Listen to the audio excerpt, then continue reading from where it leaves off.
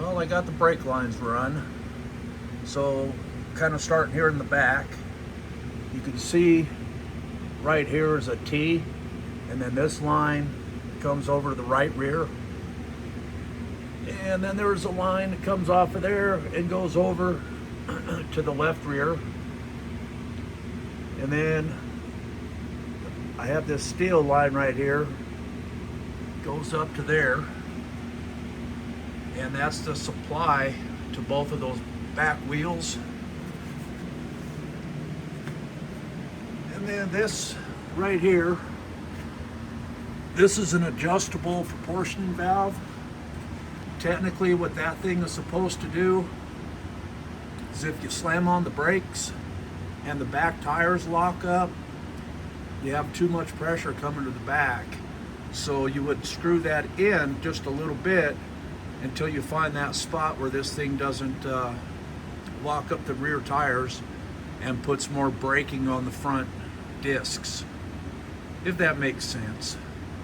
And then you can see here, this piece right there, that is a residual brake valve. It acts like a check valve. So that guy is 10 pounds. So what happens is when you step on the brakes, and let's say it puts 50 pounds to the rear, when you let off of the brake, it's going to leave 10 pounds of pressure back here on the back. So that way you don't have to use as much of your brake pedal, because this thing, with the master cylinder being below the engine, it struggles to get a little bit of vacuum. So those little check valves help maintain some pressure on this thing. And then this piece right there, that little drop I did, I kind of did that to hold a little bit of brake fluid besides what would be up in that proportioning valve right there. So it'll drop down, and when this fluid tries to come back, hopefully this will kind of hold some of that fluid without everything trying to run back to that master cylinder right there. And then, let's see if I can get out of this thing. So anyways, that got the back done.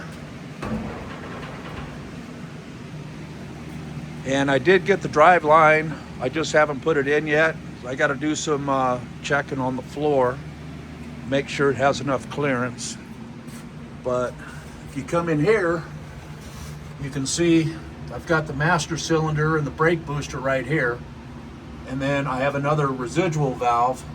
This residual valve is 2 pounds for the disc brakes, so that when you apply the brakes and then you let off, you'll always have 2 pounds of pressure on the front brakes. And then, I don't know if you can really see it, but that's where I ran the brake line. So I came from there, well, from the master cylinder through the proportioning valve that's under there, and then up here to a T, and I don't know if I can see the T from here. No, but you can kind of see that line right, well, maybe right there.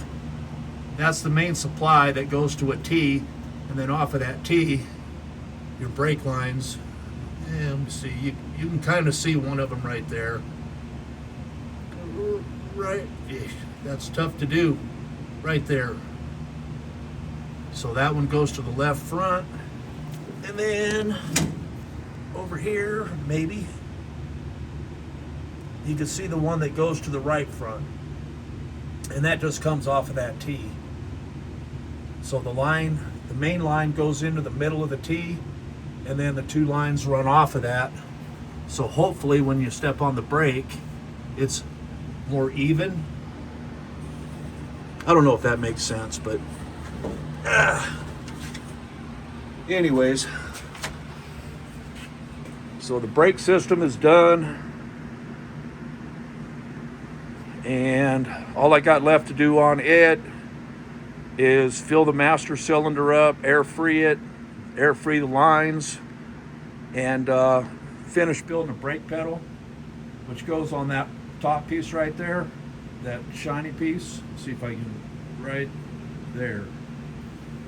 And then what I'm going to have to do there is my measurements come in. I'm going to have to cut the brake pedal arm and then add a piece to it so it moves it over a little bit towards that, and it's about 2.5 inches.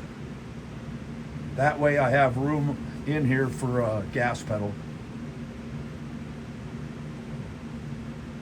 And that's where I'm at.